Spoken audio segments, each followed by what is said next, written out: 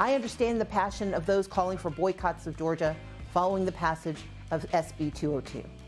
Boycotts have been an important tool throughout our history to achieve social change. But here's the thing. Black, Latino, AAPI, and Native American voters whose votes are the most suppressed under SB 202 are also the most likely to be hurt by potential boycotts of Georgia. To our friends across the country, please do not boycott us. That was Stacey Abrams there, her public stance on boycotts. But Fox News is learning that behind closed doors, it was a very different story, with sources telling us she actually pressured the baseball commissioner, telling him that players would boycott the game if it wasn't relocated out of Atlanta because of the voting issues in Georgia. Lawrence, I'd like to start with you on this. Your thoughts now on this public-private flip-flopping? Well, it's typical. She's a politician. This is what they do. They flip-flop. They backstab. They act like they're clueless about stuff. And then behind the scenes, they're saying another thing.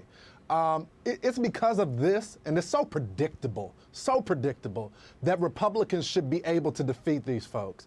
I'm so disappointed in the governor. He comes on Fox, and he says that they had a domain about this several weeks before. Then you should have been ready to fight. He says that, that people should just read the bill. No one reads the bill. They should have had a messaging strategy to destroy this narrative to begin with. I want to see the receipts. Coca-Cola and Delta helped craft the bill behind the scenes.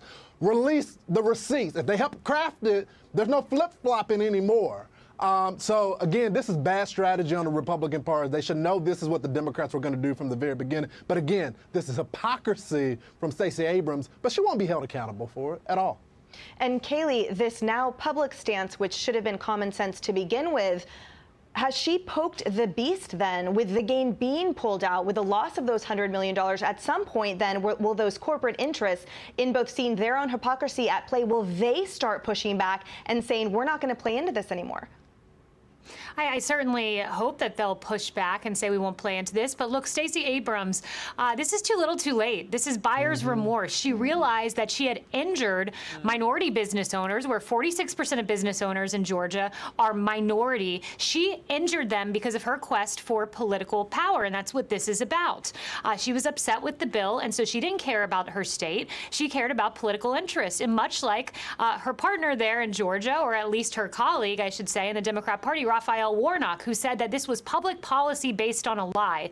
So wrong. Voter ID works. We know that. And now he's come out and said, oh, wait, but don't boycott my state, even though we're passing public policy based on a lie. He should be held accountable in 2022. She should be held accountable in her political future. But to Lawrence's point, to be held accountable, you do need a communication strategy to put the iron on these people and to make them feel a little pressure.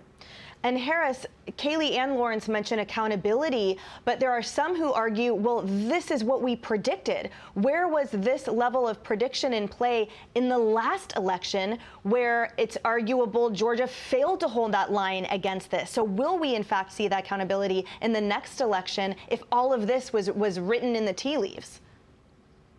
I never hold my breath for accountability. I mean, if I'm going to waste hot air, I'll waste it on a good shoe sale somewhere trying to fight over a size 8.5. Look, when you look at the situation, I wonder what conversations were going on before this. Because why did it end up in Denver, the MLB game? We've talked about this, Kayleigh, about the demographics of Colorado compared with Georgia, particularly Atlanta. I mean, they're both beautiful states, beautiful places. But if you're trying to help the black community, you probably keep it in Atlanta.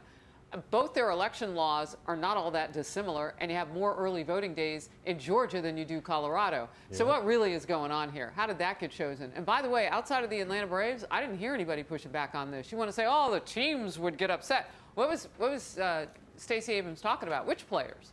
Who? Who's going to get upset? I want to see receipts. I'm like, I'm exactly like you, Lawrence. I want to see the receipts on those conversations.